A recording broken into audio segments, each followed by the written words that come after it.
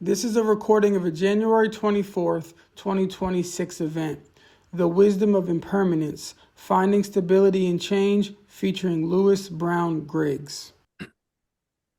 Um, Thank you all for joining us today. We're privileged to have as our guest host Lewis Brown Griggs, and I'm going to tell you about something about Lewis. I'm reading from a script actually, and I think it's interesting to. I usually just give a short introduction, but I'm going to actually just read most of it.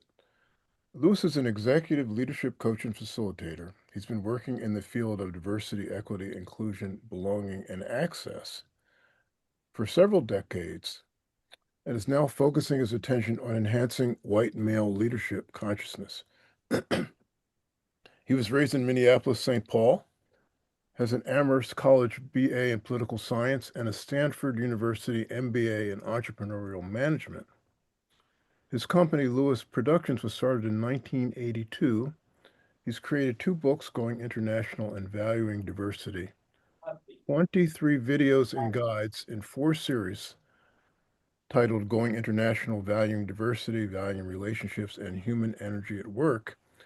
He was a co-founder and origin of the original National Diversity Conference, sold after 4 years to SHRM. In addition to being awarded a pioneer in diversity and a legend in diversity, he's become a certified professional coactive leadership coach and is a survivor of 3 near-death experiences. I encourage you to see his TEDx talk, The Gift of Near Death. Lewis is also the father of 2 and stepfather of 2, and is a rare survivor of the COVID ventilator. Is now living with his wife, Joanna Egan. I hope I pronounced it right, in Berkeley, California. I count him as I consider him a friend. So welcome, Lewis. The floor is yours. Thank you, Angelo, and thank you, all of you, for being here. And you heard me emphasize being because that whole list was things that I had done. And we've all done a lot. And yet, one of the things I love most about being on a group called the Conscious Leadership Guild now is that we doers are learning what a gift it is to just be our authentic selves right at our core. And the energy changes when we're able to be like that. And discussions become something we can feel instead of something we understand in our brain. And oh, it's such a relief. So today, that's what I'm hoping our energy will be like the whole time. And um, I am going to stay in gallery for myself because I want to see all of you. And I almost always have just never put something behind me like this. So I'm going to tell you as we start that um, instead of just my bookshelf, I think it's kind of nice not to just be there and to be out like this. And the reason I temporarily chose the Northern Lights is because I've only seen them once in my life.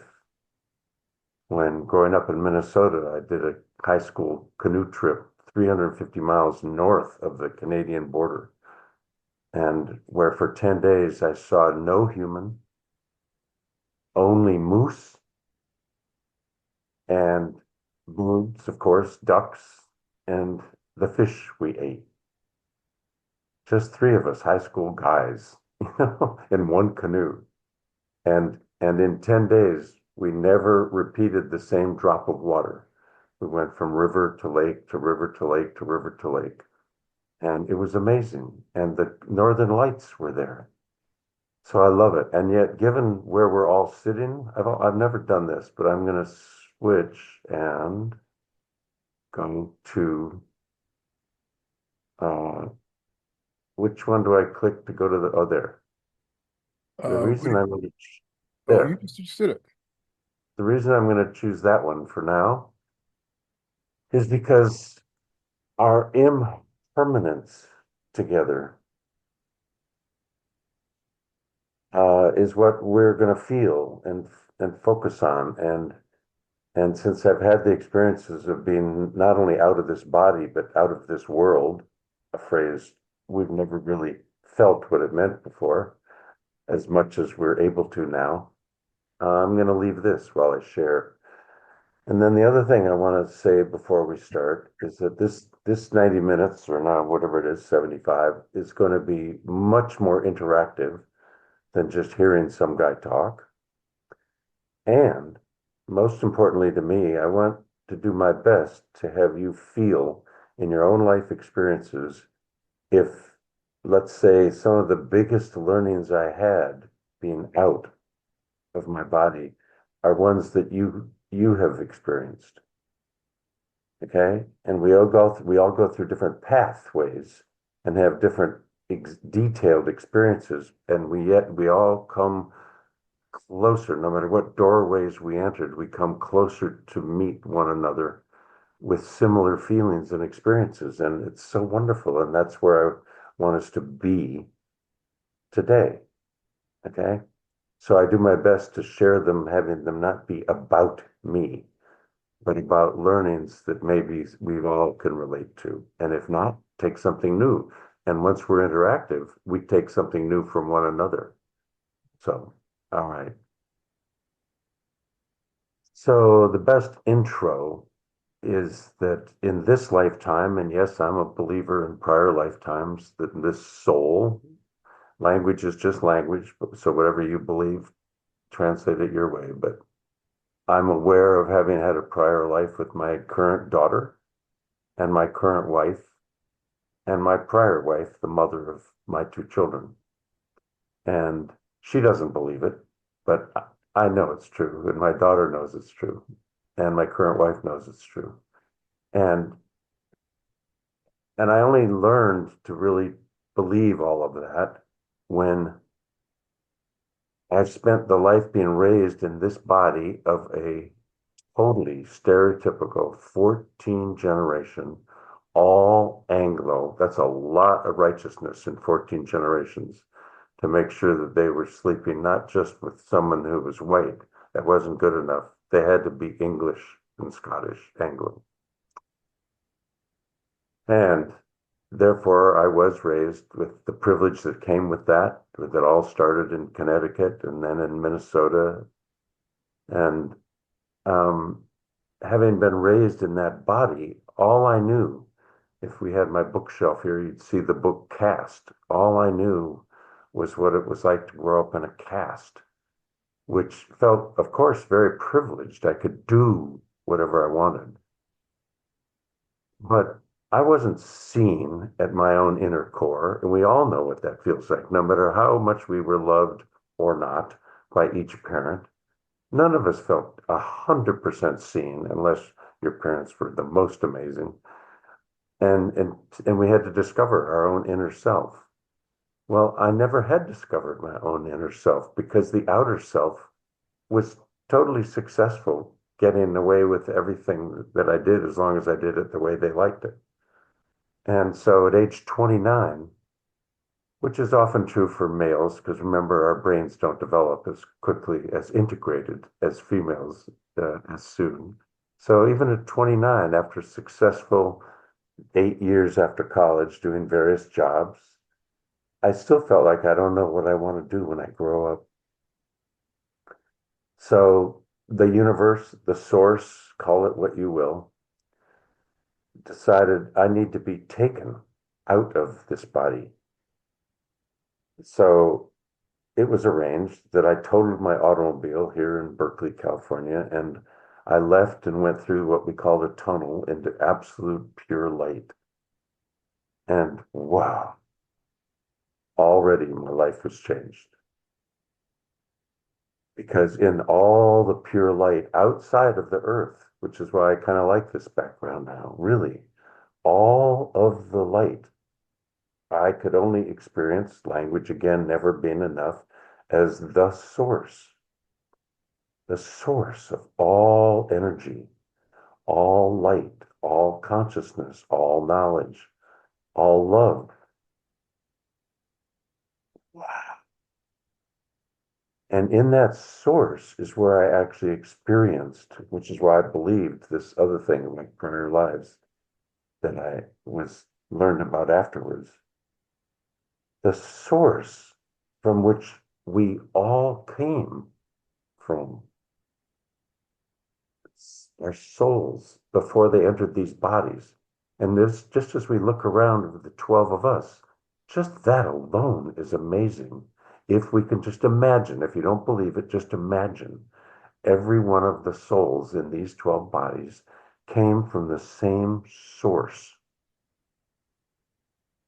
And so I discovered right away, instead of the way I was raised, I discovered we are all one at that level. And no but, no conflict, just also true. When we land, our souls landed in, now look around the 12, in the only DNA in the history of life on Earth, thereby being absolutely unique, every single one of us, this lifetime in this body. And we're in this body, as we've noticed, 24/7 for this entire life. And we're all used to that. None of us really wishes we were in the body of one of the other 11. We're just in this body, for better and or worse, whatever our experiences have been. But just imagine now, feel the consciousness I got. Just like that we are simultaneously all one and uniquely different. That changed everything about the way I saw life and the way I saw other people. Wow. And I hadn't yet been spoken to, but just feel that, talk about the feeling of the word impermanence. Talk about feeling in the present moment that every time I meet anybody, we are one and uniquely different. And if we're able to see the oneness in each other through our eyes, is the way I do it, feel the energy, feel if that person is open enough to be met that intimately. And if we're open enough to meet them and show ourselves that intimately, we're able, those of us who can trust, who haven't been so abused that we have to be more protective. But if we can do that, even at the grocery store, and executives hate it when I say from the boardroom to the bedroom, and at the grocery store, and with our siblings and cousins and friends, and here on Zoom, wow, changes everything. And this moment is the only moment we have, not our prior learnings, although every crisis we've each experienced has been the source of our greatest learnings, right? So we're going to share some of those. But as if I hadn't learned enough, a voice came to me. This is the only one in which I've had this experience. And this voice, which is, of course, always in whatever language we need to hear it, this voice said, Lewis, you were called here to have this conversation and to be sent back because you're not doing your work. And I said, okay, take me, I'm yours. I'll do your work. Like, see my arms like I'm a Christian missionary or something and have to teach the rest of you people? No, no, no. This voice went, no, Lewis, it's not my work you need to do, it's your work. Each of us is doing our own work, aren't we? We can't do the other person's work. We try. I mean, we can raise children and we have to find the right balance, and we work in teams and find the right balance, but we can't actually do the other person's work. We can only do ours. That was another deep learning of impermanence. So even in every discussion, I mean, with my wife, if we suddenly have a little difference, we have to be able to just enjoy the consciousness that, oh, I see this. The energy just felt a tiny bit in conflict. Can we reintegrate? And whether each of us is able to notice we are 10% responsible for this negative energy that just happened, or 50 or 90%. Don't measure it. I'm just picking different extremes to notice whatever that is. I like to use the word we trigger each other instead of we pause each other's reaction, because each of us has a reaction based on our own history. And based on what you just said and did, my reaction is either, oh, it's 100% you, and it might be, or it's 100% me, and it might be, or it's both of us triggering one another. But the way we respond is a little bit about our history. So let's back up and just calm down a little and see that without judgment. So all these learnings that are coming up, I'm wanting you to just go, oh yeah, that one I'm learning too. Oh yeah. Okay. So that voice just said, well, what is your work, Lewis? Since you don't know what it is, just try to answer. What is it? And all I could come up with was that the way I was raised with all that privilege, I was ignorant, 100% ignorant of anybody else's experience, because everybody else had learned to do all the bridging in language, in cultural style, and energy, and way of talking to relate to us.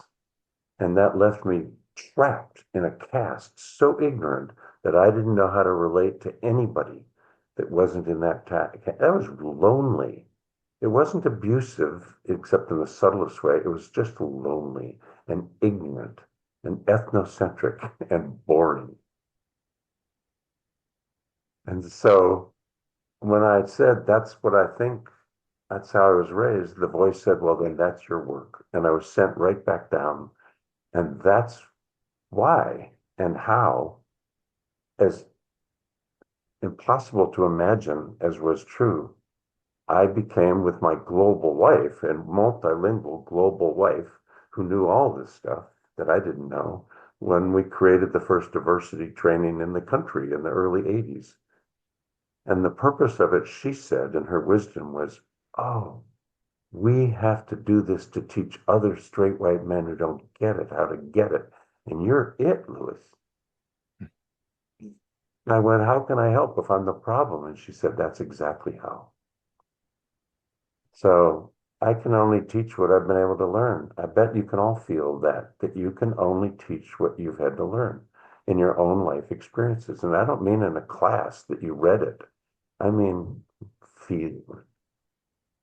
So that's what I've been doing for 40 years. So the impermanence of it is that, wow, as we know, the past we can no longer live, we can remember it, but if we let it drive how we feel because of that trauma or that trauma, we're still stuck in it. And we also can't live in the future, although, we make some plans for what to do tomorrow or how to get that airplane ticket. But we have to be able to just be in this present moment and meet other people and start to hear, wow, is there anything that I just shared that helps either trigger you or cause you to feel a certain way or remind you of an amazing experience of your own? That, I used to feel like that was a bad experience. And now it's helping, what you shared, Lewis, is helping me feel that was a great learning. So if you wish, before I slide into a second thing, because I hadn't learned enough and I had to learn more, and learning never stops, let's hear, if you want, from any one or two of you about your own learning or something you'd love to share with this much trust and openness. Anyone? If no one else wants to share, I can definitely share, but I want to Go, open Ian. it. Oof. Okay, well, I guess first, the first thing that comes to my mind is how maybe interesting or cool that the experience that you had, that, you kind of went into the great nothingness and connected to whether it's source or God or whatever you want to call it. Um, I've had, an interesting journey that I can talk about a little bit, but most of my, I guess, learning process has been like reading. or like YouTube videos. So I feel that like my spiritual journey has helped me and my spirituality has helped me become very rooted, between, I guess, the spirit world and the physical world. But there's a part of me, it's like, wow, it would be cool to have a spiritual experience. But then there's also a part of me that understands, like, everything is happening for a reason. But yeah, and it really comes back, interestingly enough, to today. So first is to tell you, some people here know, when I was 21, I got jumped by a group of police officers, and they beat the crap out of me. And it was a miscommunication, and it like took my that like started my spiritual journey. But at first it was, full of trauma and depression. I got there's a whole mess of a story. The police charged me with like a felony of assaulting police, blah, blah. And so that was my journey of just hitting rock bottom and having nothing. Maybe you don't need to share, but what was his melanin? Oh, the guy who started was actually black. Yep, interestingly enough. And so that was a whole journey that, I could talk about forever, but it really, taught me that, a lot of all of these, I don't know, horrific, difficult situations, are opportunities to really grow. And I think that started my journey to help me become the, spiritual divine being that I'm becoming. And my best friend actually said that is the best thing that ever happened to me, because it'll just change my entire life in so many ways. And so earlier today, actually, I was carrying a bag of sand from a truck to my mom's house, and I like pulled my back.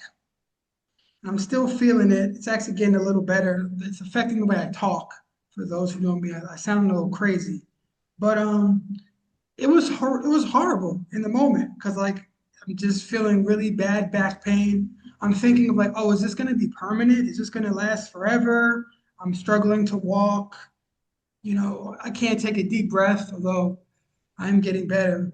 But what you said was like a good reminder of like, this is another setback where, now I can't work in the garden as much and I won't be able to play basketball and I won't be as helpful and all these things. But, it is just a challenge, and there's a higher purpose behind this pain that I'm experiencing. So let me just try to embrace it and learn the lesson. That's why I was talking to my girlfriend of like, you know, masculine of, oh, I can carry this, I can handle this. Where it's like, no, let me just, seek some help. Or it's not, it doesn't matter. I don't need to overexert myself and hurt myself. I have to actually have some, not what's the word she used? I use discernment. I forget what the word she used is, but just like, not let my pride take control. Whereas like, you guys get what I'm trying to say. But yeah, so that I think with what happened to me today and what you experienced, what you've said was like a reminder of like, oh, yep, life can be difficult, but there's purpose behind it. Thanks. And Mm-mm. you know what I love about that, that I never used to be able to experience was that the minute, and this would be true for me with any one of you, if I was one-on-one on Zoom or now when you tell your story. And so my experience immediately, Ian, was, and still is, wow, Mm. I simultaneously, with no conflict between them, experience our oneness. And the way I'm able to do that and never had been before was whatever body you're in, if you're open like you are and close up, I look in those eyes and go, wow, you, your essence, your soul is in there. And we all have that, the inner core, and yours is available and accessible. And thank you. That enables me to go, hi, you're not a threat. I actually see you. And now, because I'm able to feel that, and you're able to feel that, maybe trust this white guy, you have to be able to read, you know how to read whether this guy's safe or not. a learning in your life. And once we're able to go, hey, then when you tell your story, because you're in a body I'm not in, now instead of in addition to our oneness, we have this absolute uniqueness. And instead of just listening and not caring, levels of listening, and instead of, well, listening, but thinking, that's pretty crazy. I don't have that. No, no, no. Then I listen more deeply. And then I listen more deeply, and I actually begin to feel almost, I can't quite feel what it's like, but I've had enough experiences and I can feel your energy that I begin to really hear your experience and know you better today in this moment and the past. Like, wow, that never happened to me. What did that feel like? And I just get such a pleasure out of being able to be part of the bridge together, bridging across our uniqueness and our differences with our oneness that makes it safe. And it's like, God, hi, it's like I have this new friend. Huh. And and now we're in the present. And we're more in the present. We know each other better now than we did 20 minutes ago. And whether we never see each other again or whether we now do, notice how that feels. It's really nice. So, anyone else?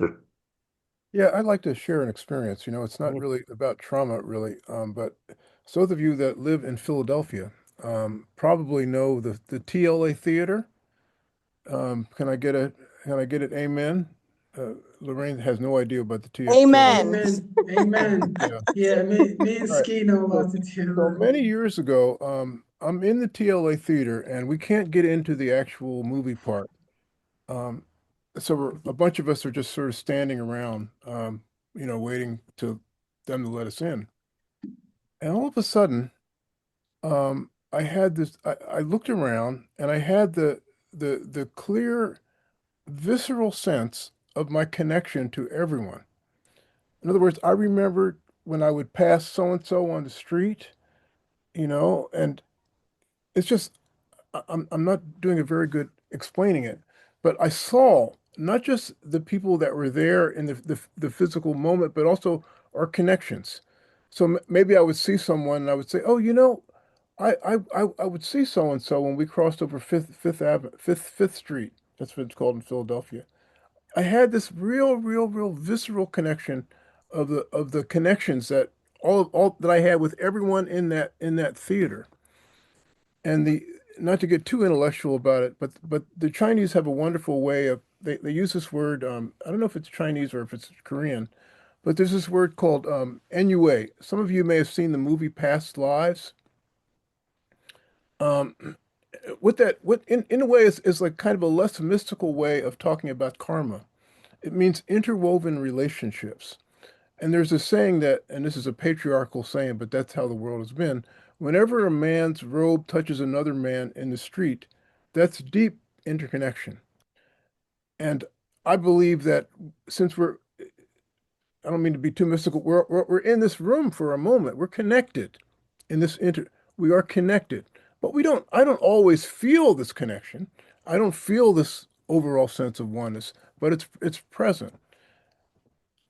So that's my I don't know. We have to open enough to be able and feel safe enough to enjoy that and to get past these differences we see in one another as if they are barriers or problems, and we have life experiences that change. Like Samuel, compared to the way I grew up in the ice and snow in Minnesota, since I lived for 10 years in Africa, it was South Africa, I admit, that I know isn't the same, but there's enough similarity that when I learned the feeling of the word Ubuntu, we are one.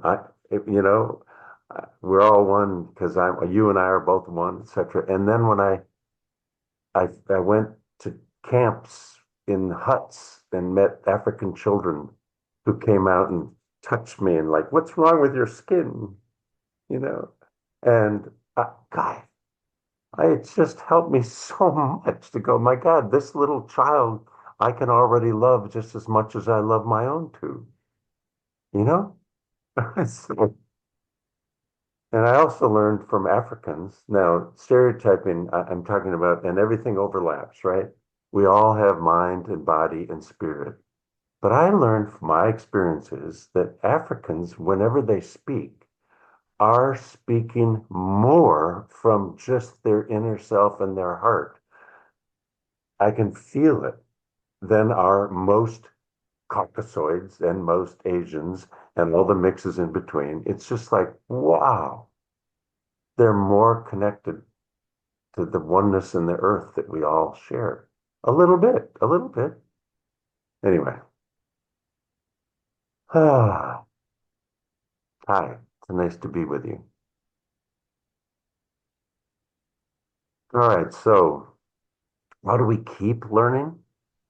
Well, so for 20 years running this diversity training, driven from heart, from being, after being in the light, but I had discovered that I was chosen in the universe not only to be one of these white guys who knew nothing. I don't speak five languages. I'm not an immigrant from elsewhere. I'm an ethnocentric Anglo-Yuppie wasp who knows nothing about bridging across differences, okay? But in Minnesota and in the Midwest, we call it Midwest nice, Minnesota nice. And we're feeling some of it on TV when we watch now. Those Minneapolis people are pretty good at saying, hey, my neighbors are my neighbors. And yet the downside to Midwest nice is, oh, of course you're all welcome to be here. And that's all they say, and they act just as friendly as that. But underneath, in the whole continent, even in Canada mostly, in the center, we're mostly all white from and mostly from Northern Europe originally, and we're mostly ethnocentric. And that wonderful niceness is, of course, you're welcome to be here and be just like us. And if you're not just like us, well, it's your problem, you know. It's such a relief to have outgrown that. So, how did I continue to outgrow it beyond what I've already shared? Well, I was also chosen not only to be the one to teach only what I can learn myself. I'm doing my own work only, not your work. I had also been chosen to use the skills that I was given in this body and this upbringing to use all those talents to go raise that money and run the company and be on TV and radio and run workshops and all that personality and left brain stuff. And so, for some reason, I was chosen to have another deep experience. And so I took my two children, who were 15 and 10, on a whitewater river trip after the 15-year-old was now graduating from a recovery school up in Montana. That's another story, but I have a bipolar schizoaffective daughter along with a perfect technical left brain son who's an engineer. So I've had a lot of learning. They're not the same. And when she'd graduated, of course, she looked like she'd solved it all. And I said, it's Father's Day, June 15th, 97. And thank you for graduating. You're wonderful, but I've taught you how to ski and love nature and hike, but I've never taken you on whitewater. Will you do that with me on Father's Day? And of course, they said, of course, Dad, because they could trust me. And as we were going down the river and the water got faster, hey, uh, my son, the 10-year-old, looked at me like, uh-oh, this is scary. And I said something we all smile about now, which was, trust me, Ian. That was my son's name, Ian. Trust me. You're going to love this. Now, that's the last thing I'm able to remember in my brain about what I'm now going to share with you. And I'm serious, I have no memory of this. A 100-foot tall tree fell off the edge of the river and landed on my head, crushed my skull, threw the brain against the other end of the skull, crushed the left frontal lobe area, with a bruise and a damage in left frontal lobe and left temporal lobe so serious that they thought I was dead. There's blood all over the skull, and I couldn't read, write, walk, or talk. I didn't know who anybody was. And they found out I was alive because I was making sounds. And they tied me up because I was just not able to even act functionally. And a helicopter had to come in from an hour away and fly me to a hospital. And I was in a coma for 8 days. And I have no memory of any of that. And yet, the short version of what I'm going to now share with you, I think it, I don't play I don't pretend to either believe things were chosen all the time. You can do that if you want, or they're never chosen and they just happen. But in either case, as has already been said, the learning from the experience that was either chosen for us or we caused, or is always amazing. But I'm kind of enjoy saying, why was I given that experience? If I was, what's the learning? Well, the first thing was, remember I said how well I ran the company for 20 years from the first white light? Well, the entire left temporal lobe and left frontal lobe was now taken out. That's the part that helps us run our life. Drive 70 miles an hour and stay in the lane. Do things, organize. It was removed. So imagine now, what is the greatest lesson you could have if your entire left frontal lobe was removed and you had to start 3 years of hospitalized brain injury recovery, which I did, and had to rebuild synapses and go from the left brain to the right brain and learn the difference between a truck and a giraffe, and then how to walk and how to talk. Oh my God, talk about a system. And I love in diversity training telling the most technical people who have trouble understanding why diversity matters. Just this one sentence. Every single system you can imagine right now, the earth in the photo behind me, the universe, the body you're in, a pencil, this computer, a lake, doesn't matter. The flowers behind Kathy's photo. Every single thing is a system of some sort. And every system only works because its parts are different. And those different parts work together functionally. And when one of the parts doesn't work functionally, the system notices that. Wow. I mean, we know it best in our own bodies, but literally. And when we can get that everything is one system.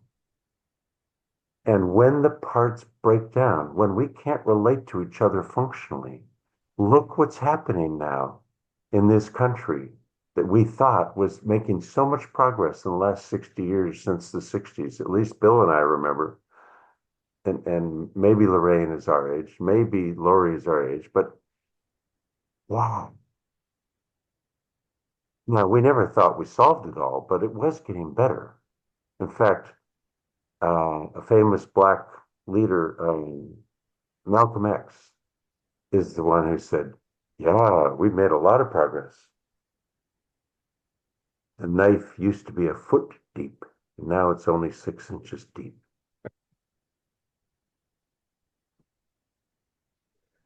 That's humbling. And yet we had made progress. Now, in the last year, especially, and in the last 10 years, what's happened to that progress? So we're in a transformational period now that is quite traumatic systemically. And if you just look again at what's behind me on the photo, when are we going to get that we are all together on one earth and we are breathing the same air? And if you really can handle the extremes, when our bodies go into the ashes And if you believe our soul is ready to come back into another one, but at least the body, some of us have experienced the body of our parents or somebody who's deceased and gone, there's nobody in that any longer. I've experienced it. And since it happened in their 90s, I don't have grief. I had the experience of going, Dad, Mom, you're not even in there anymore. And then it goes to ashes. And then what happens to the ashes? Well, some people believe that's why the ash cells have memory. So that's why they said to me, Lewis, if you believe you had a prior life, well, let's think about it this way. Your cells that came out of soil were maybe once in the body of an animal or someone else on this earth. I mean, so here in this second near death experience, how did it become just as much a learning as the first one? So I want to tell you to now move 3 years of recovery into the first week in the hospital. The first week when I couldn't walk, I was trying to walk on these horizontal bars. And even though I'm using words now that are coming out of my brain, I want you to try to feel and imagine what I'm going to share as if, because this is true for me, it was not my brain thinking what I'm going to share with you. My experience is that it was my essence, my core, that goes right through me in all chakras, my soul, whatever you feel in your own self, the core essence. I was trying to walk on these horizontal bars and I couldn't do it. Now, in this case, my body was not damaged at all, just like in the first one. But my brain was damaged severely, and so it couldn't tell the body what to do. And therefore, I wasn't able to walk. So notice what I felt. I want you to take this in as if you've ever felt this, and if you haven't, try to feel it now, because it changes everything. And that is, I'm going to use the metaphor of the tornado I grew up with. But if you grew up with a hurricane, they're all the same in this way that in the center, it's totally still, right? All right. So just take this metaphor in your own body now. And see if you can sit in your own body with me while I'm in mine. Wow. Everything around my core essence, my soul, is my body. It's not damaged. This brain in the body that manages it and tells it what to do is damaged. That's why I can't walk, read, or talk. I can't do anything. Now, the heart and lungs are working fine on their own, but whatever I have to choose to do, I can't do because the brain can't tell it what to do. So I'm at the center of this tornado, and I can feel that. And you know what the bottom line was? The true learning? At the core, I'm fine.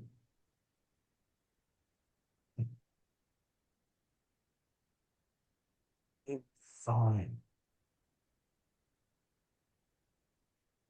I mean, I shared this once with a young woman who came to coaching with me.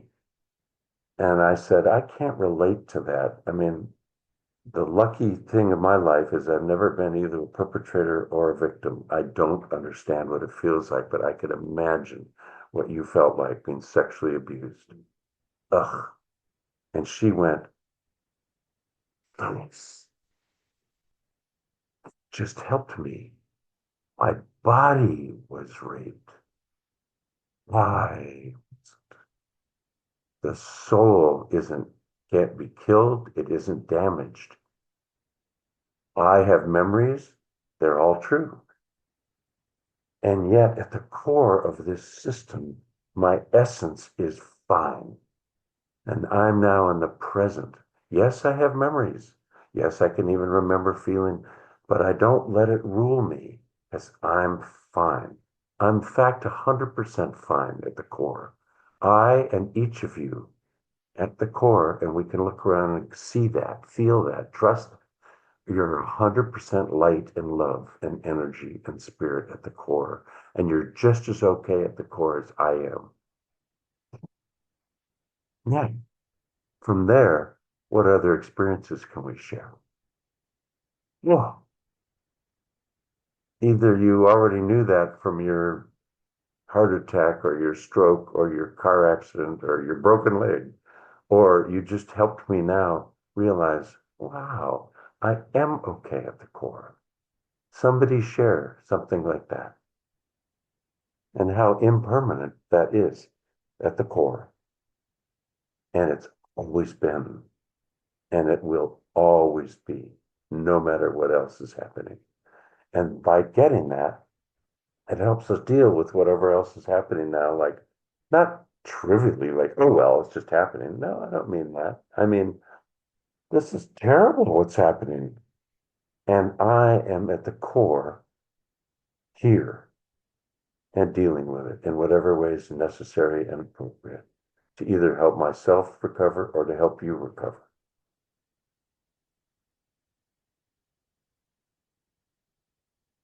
You can share something.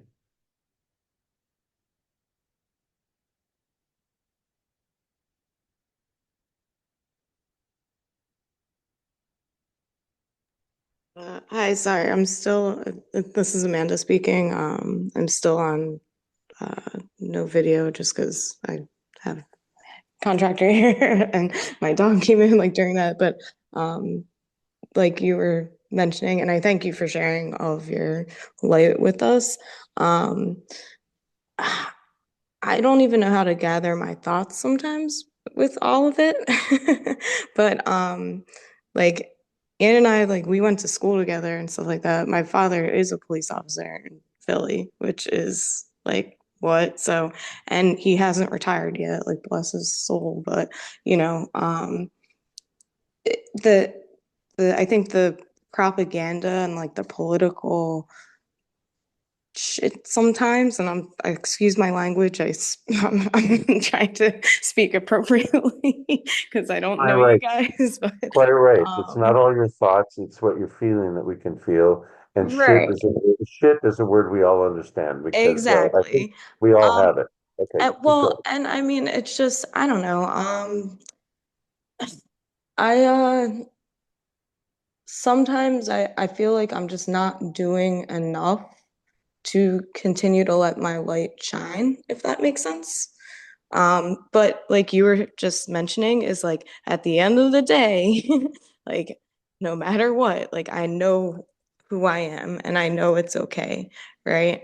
Because I've had like, you know, sexual abuse. I'm sorry if that's too much. And I've had one of like we've like we grew up in the city, man. Like we you have some of your best friends like get gone like from an accident of something stupid. I also worked in healthcare for a long time where similar to I worked in like with TBI patients or traumatic brain injury patients, you know, exactly.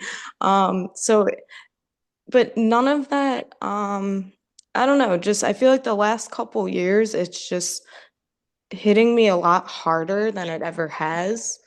And I don't know if that's because of social media, this AI stuff, and all of that. It's like, it's really hard to tell when someone is being authentic with you. And then I'm like a hothead where I'm like, if you're not going to be real with me, then like goodbye, you know, because I don't have time for stuff like that anymore. But it's like it that never used to matter to me, you know. It was just everybody is that like we're all human at the end of the day. Like my one job I worked at, they gave us an option for our business cards, like put sales consultant or whatever, and I typed human being. And that those were the cards I gave out to people. Yeah. You know, amen to that, right? Like, I don't care because it's me. Like, we're all human beings. Like, so maybe it was the whole sales experience that like kind of it felt like brainwashy a little. And it was so like hard. And I lost like a man that I really loved, like right in front of my eyes. Like on a day that had nothing to do with work and it was an accident. I dove in, like we were on a boat like for Memorial Day, like because I lived in Connecticut at the time. um, but we're on the boat going out because we were supposed to come to I wanted to show him the Jersey Shore. I was like, I have not been to the beach in years because I moved like around and Connecticut beaches aren't the same as like going to the shore. I just wanted to show him like that experience because we were connected like that.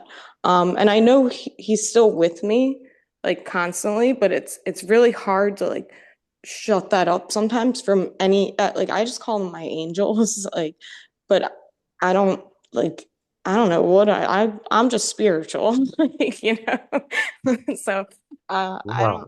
it's just been really hard because I never got closure from that, like Wow. there were no answers aside from like I mean I'm still like once his mom retires like we'll get the closure we need, but it's like I don't have the courage to reach out and like talk to like the detectives of that night and stuff like that because like it just it didn't seem real, like how it's a man-made lake and he's just gone in the blink of an eye, like that's like but then I have to reconcile with myself that sorry I'm getting emotional, I'm a very emotional being, um but I had to reconcile with myself of like either way he's not there.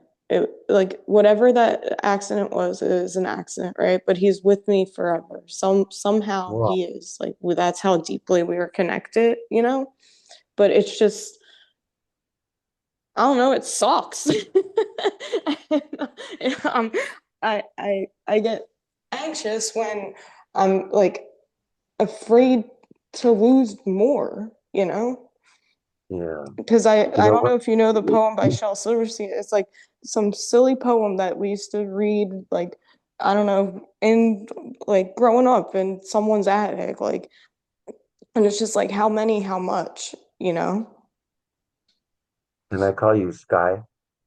Nah, it's Ski because my last name ends in Ski. Ski. Okay. Yeah, So I'm sorry. so so I Ski. love the Sky, but I just go by Ski. It's like that's after my grandpa. He was my like he took So that Ski. name. But he's not even blood like I don't even Okay. know. We have So a lot of Ski, weird lineage stuff. Ski, let me share something with you Thank you. that we all can feel. I Mm-hmm. want you to notice, I want you to feel right now inside yourself Mm-hmm. that in addition to every one of us knowing what it sounds like to be your age and to talk like that and to have all these things come out of your voices, including your emotions and your tears and this Mm-hmm. terrible thing and this abuse and this loss of your friend. And it's, Mm-hmm. and yes, we can hear that, feel that, and all that anxiety. And, and I want you to just notice now in Mm-hmm. all of our silence, every single person here you can trust right now is feeling inside ourselves at a very intimate soul level of intimacy. You Mm-hmm. are not being sexually abused. We are not dying. Mm-hmm. We are not trying to control anything. We're just going, Mm-hmm. feeling, wow. And we're right here with you. And you at your youth actually have just noticed that in the center of all that chaos, you actually are fine. And you notice it at least for a moment every day. Mm-hmm. And just hang on to that and don't ever forget that. Don't let any of these things get you so distracted so that Yeah, your behavior isn't allowed to stay centered like this. correct. And if we had the time to be here the next 3 hours, we could hear from everybody this. Mm-hmm. But right now, we are here with you feeling, whether we're parents, whether we're your age, right now we're feeling and loving you and your soul and your essence. And I love you all too. I do. And, And it's all love. Like that's what I always remember, like and, at my core, and always. thank you. It goes a Thank you long so way. much. Yeah. And we're all learning it again and again and again, but thank you. Hmm. I Woo. appreciate it. Now, Thank you. That was hard you're for me cool. to share. I'm like embarrassed now. No, good. No, you can notice you're embarrassed because that's your age and but don't judge yourself for it because we don't care. I know. You're not embarrassing us. We Right. notice that, as I said, and then we don't let it drive us. We go, okay, okay, okay, come back Yeah. because we're back. Right. It's hard. How do you? Those of us who are parents absolutely love you in that way. Right. And those of us who aren't are loving you anyway at the core. So you don't even need to speak. Just listen in this, just for a second in silence. Notice now how much we all can love you and you can feel it. Hmm. Watch. Go.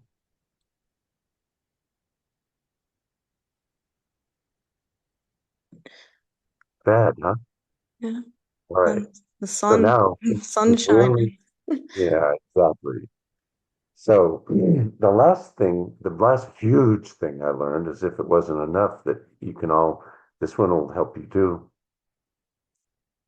was in 2020, I not only had the, compared to what you just said, the trivial experience of stage 3 cancer and chemo and radiation, and it worked. It killed the cancer, and it has tons of side effects in the body and in the brain and in the mind.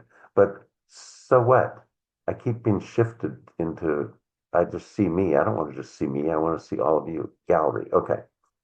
So, uh, however, this in 2020, I not only went through all that and all the pain and all the learnings and oof, but I caught the first virus from the nurse giving me chemo.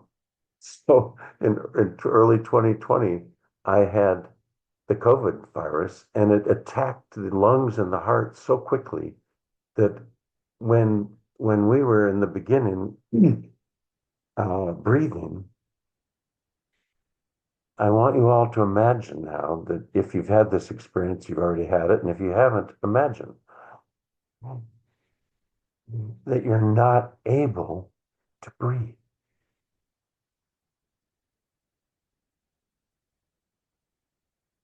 Wasn't able to breathe. And I was rushed to ER and they forced air into me and I couldn't take it. The lungs were so collapsed that they had to put me under the ventilator, which I didn't want because my first cousin, like somebody you know, died under the ventilator in 2020. Somebody you know died. And I was dying. And I was for 10 days in a coma up above the ventilator. And I remember one night when all of us on the 7th floor here in Oakland at Kaiser, we were up there in a geodesic dome. Talk about a weird experience. How can that be? I felt like we were on the edge of a geodesic dome. We were each in a hexagonal section of that dome. Each of our 4 limbs was tied to 4 of those corners in a hexagon because just like in the bed, our ankles and then wrists had to be tied because we had tubes not only in every orifice of our body, every orifice of our body, we also had tubes in new orifices they created. And they didn't want us to pull them out. And this system was only being kept alive by a machine and drugs and chemicals that kept the brain disconnected from the pain and kept the brain disconnected from consciousness. So whether a scientist can prove that I imagined I was up in this on this dome or I really was, we don't need to know because the experience was the experience. And from that dome, I realized, you know what? I am not leaving. I was at that spot. I want you all to imagine, if you haven't been there, when we're on the edge of being able to die or live. There are times we don't have a choice. Medicine can't help, and our bodies broken, and we each will have that experience at some point in our life. And we feel ourselves letting go. I've experienced my parents doing that. And we also, I want you to imagine, if you haven't had this experience, we'll be at a point where, oh, am I dying? Whether it's in the water or you had a head injury or a heart attack or a stroke, what, am I dying? And there's a moment there when your soul might have the freedom to say, no, I am not going to let go. I had that experience up there. And everyone else on that dome, the other 11 out of 12 of us, all went, my experience was they all went, and I learned later they had all died, and I was the only one. And I was alone up there on that dome. And it took another day because one night they told my wife they couldn't bring me back because the heart had failed, and they managed to get it to work again. That was easy. The next night, my lungs had totally collapsed, and they told my wife they didn't think they could bring me back. And they did bring 80% back. And even as you can hear in my voice, my lungs are not 100% back. Now look at what a deep breath I can take. But if I now take a deep breath, even deeper than I'm able to, I'll cough. I know where that is now. And guess what? At the core, so what? I have this gift of being able to have done that breathing exercise with every one of you.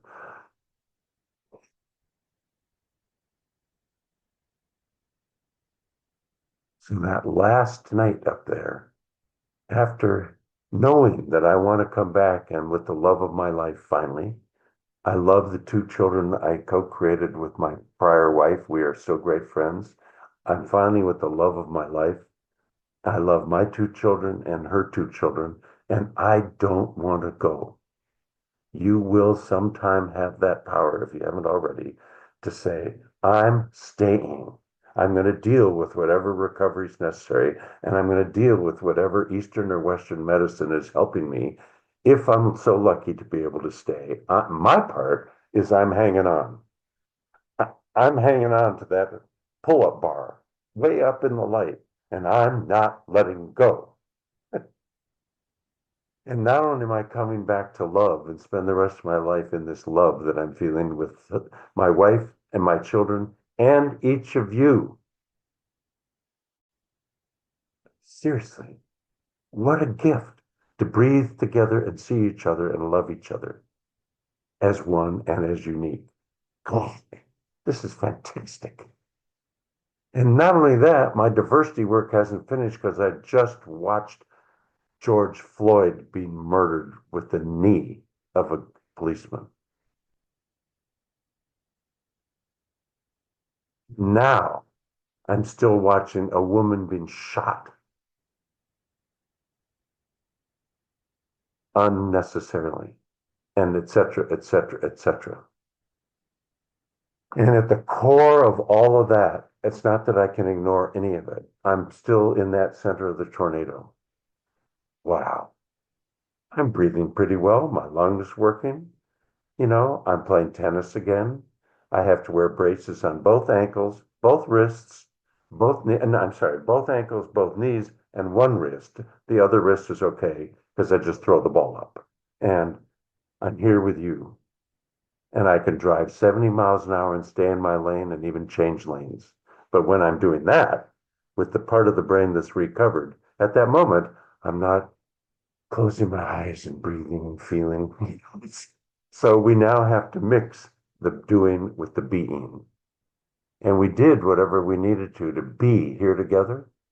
And now, until we have to let go again, let's be with whomever else wants to share if that experience is something you've had or open or triggers in you or opens you to be together with something that intimate, on video or not. And I hope those off video haven't left and gone to something because this is so boring. And Still here. you get to choose. Someone else want to share something?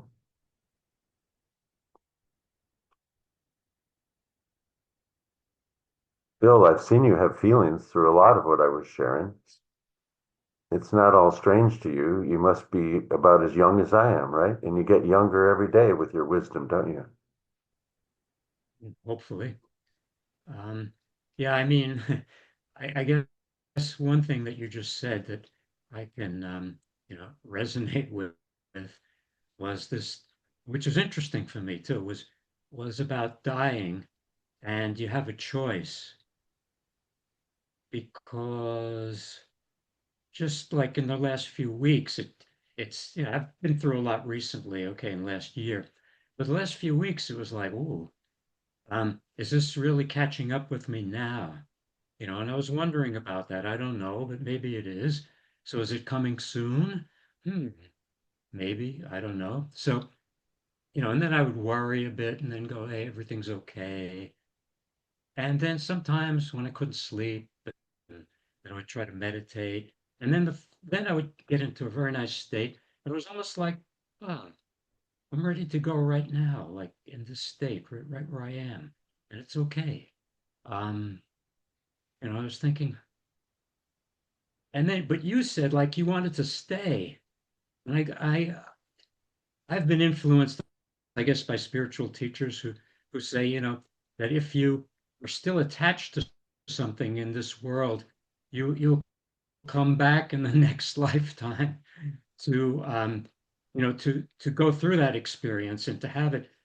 So it's thinking like, hey, am I finished with this whole thing? Do I want to stay? No, I don't know. I just didn't really know. I wasn't so sure that I wanted to leave, but it was okay if I did because there was fear connected with it, and there was going to be a lot of pain connected with it. So it's just an interesting experience fairly recently. So when you just talked about it, I go, oh, wow, that's fascinating. I could feel that. Yeah, yeah. That's great. Mm.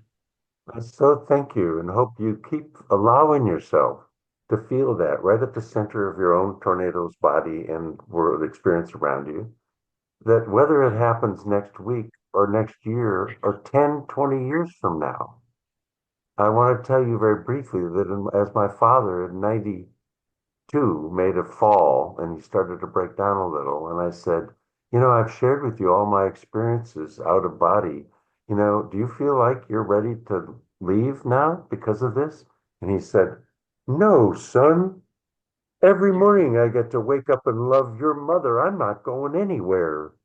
And about a year later, in 93, he was starting to, look like Mr. Magoo with his walker instead of the way he was playing tennis, you know?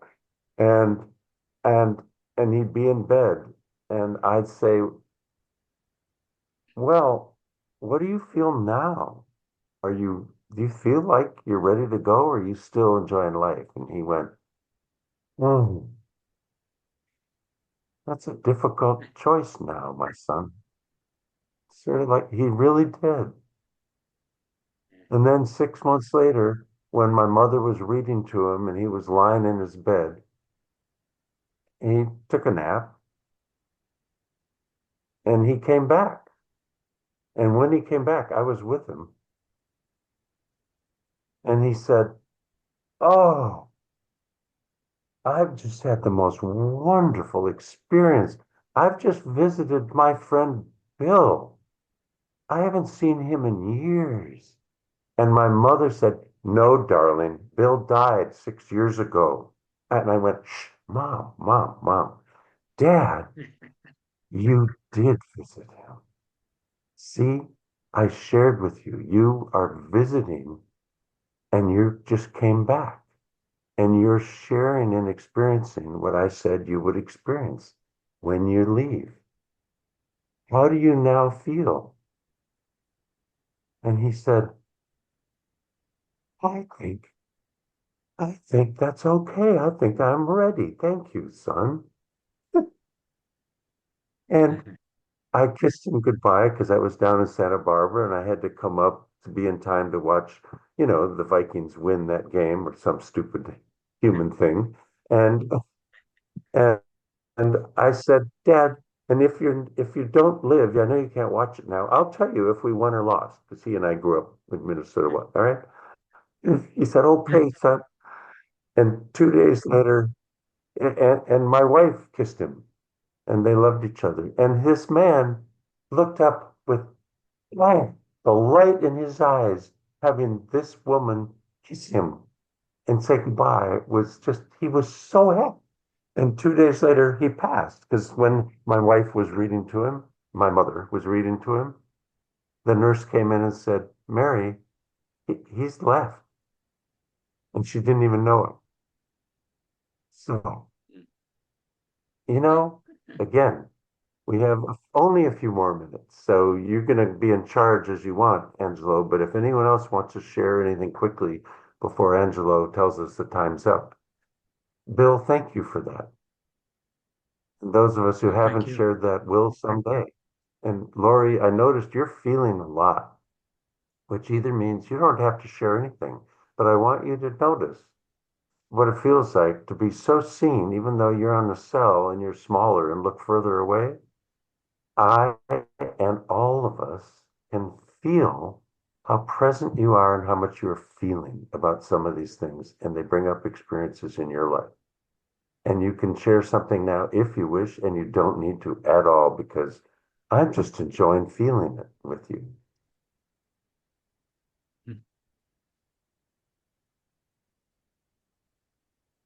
Oh, you're muted. So if you're going to share, you do have to push this button. That's a doing. Thank you. And I appreciate your acknowledgement. I do have a gift of feeling deeply, and it's very precious. And in that deep feeling is also the stillness that you are speaking about. And it's very precious too. So thank you for being the light that you are. And it's just been really wonderful to hear and to feel your experiences. And I've had a few of them myself. So I think the most precious thing that you've said today for me is the acknowledgement of that beauty and that stillness that never goes, never leaves, and is always here for all of us. So thank Now you. remember, and that doesn't mean we're feeling it every moment. It means we're able to feel Right. it if we have the courage to say, "Yeah, this shits, but I gotta go back here," right? And notice every single one of you I know is able to notice as we look at Lori now, we are able to feel how much she's feeling and how present she is. Look at that. So how much of communication is verbal? We straight white guys in the left brain once thought it was 85%. Didn't you hear the words I said and don't you understand them? Oh, I hate acting that out. But when we learn it's actually the opposite. And what Lori, before she spoke, we could feel both feeling and being present. And when she spoke, notice she didn't say any of the details of all of the experiences that helped her, but she just told us in many ways, "I'm just feeling." And it's feeling really good to just feel it and be so present. That's what we can do with one another. And when she says, what a gift it is to see the light you have, you know what that means? She is simultaneously able to see, simultaneously, and feel, oh, well, I know he's the one, he's the guest, he's got to talk, he's telling experiences, so he's a little bit in his head. But you know what? I can also feel he is coming as much as he's able to while he's talking. He is able to feel. I do see his light and his feeling. And that we all have access to see and feel the light in another. And when somebody happens to say to us, wow, I can feel you and your light. Thank you. You know what the compliment is we can give them back? It's just a mirror. Lori, I know that it's not even possible for you to feel any of the light in me that's partially shining right now, because except for the fact that you are one. It takes one to see one. And you are such light and open and love and non-judgmental that you're able to see everything within each of us that is lovable at the core, even though at the same time I can see the other parts. It's God, Lori, what a gift you are to each and every one of us with whom you just are being. Man, Yep. what do I, you think, Angela? Should we just stay 3 more hours? Lorraine, you go. one quick comment from Lorraine. You know, and it's a cliche.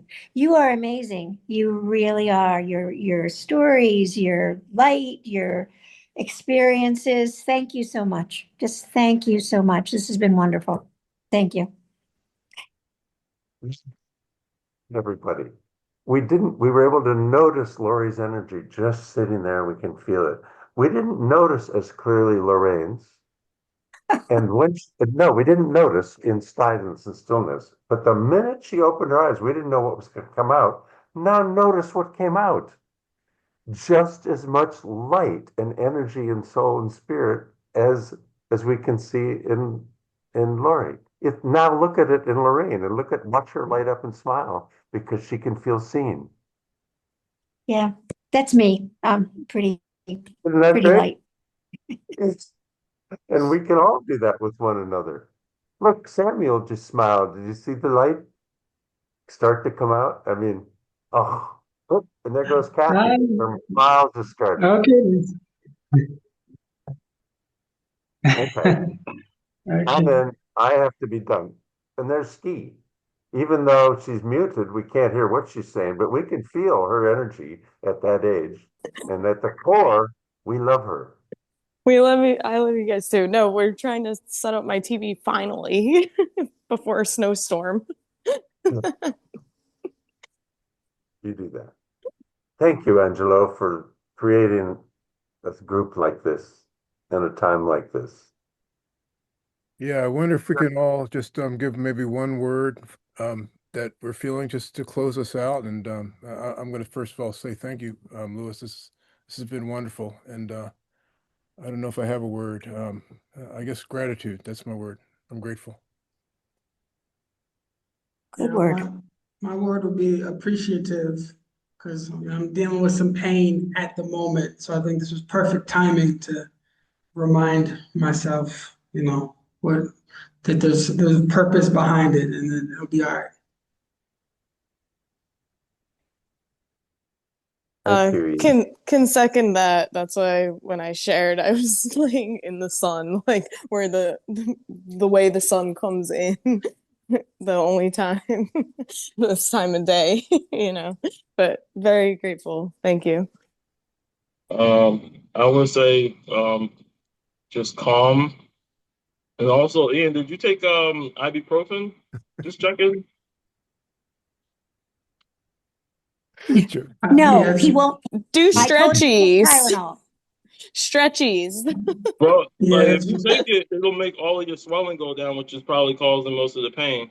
I just messed up my knee, and I was like on my, I was in pain. I was in a lot of pain, and I just took it, and then it just kind of went away. Like I Oh, was in a yeah, lot of pain. Like I couldn't walk at all. I just took some yeah. ibuprofen, and you could just, because your body sends a response like, "Yo, stiffen Mm, up to make sure you don't do anything stupid." But you know you're not supposed to do anything stupid, so you can just sort of circumvent that and just take some ibuprofen and just don't like lift anything, and you won't have to be in pain too. yeah. Notice, notice, I notice something. Notice Yeah, Tiger not only Balm. we ones were uniquely different, notice how we started feeling when Joseph started sharing that. Do you think we were all going, oh, I'm so sorry? We were all smiling, and Susan even started to smile about the pain and all the talking about it in a way that's wonderful and inclusive, not judgmental, right? And so, we could all go around. You want to know how much pain it is from what chemo does to causing neuropathy in the feet? I can hardly even feel my feet. So I'm playing tennis on top of some potatoes. And so what? I'm here. Next. One word, everybody, so we can leave. Ah, love. Can't I hear you, feel love. Kathy. Yes, yes, this is Kathy, and I'm feeling peaceful. Thank you. This is Sue, and I'm feeling serene. Three. This is Samuel. I am proud to see you, Lewis. Thanks so much. Sue, This is I Bill. need to call you soon. I'll call you soon. Okay.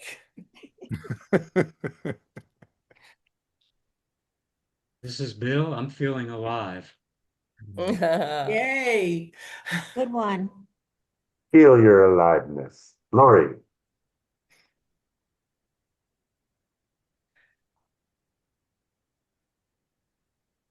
You'll find that button.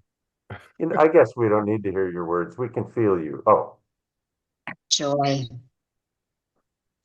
Joy. feeling love.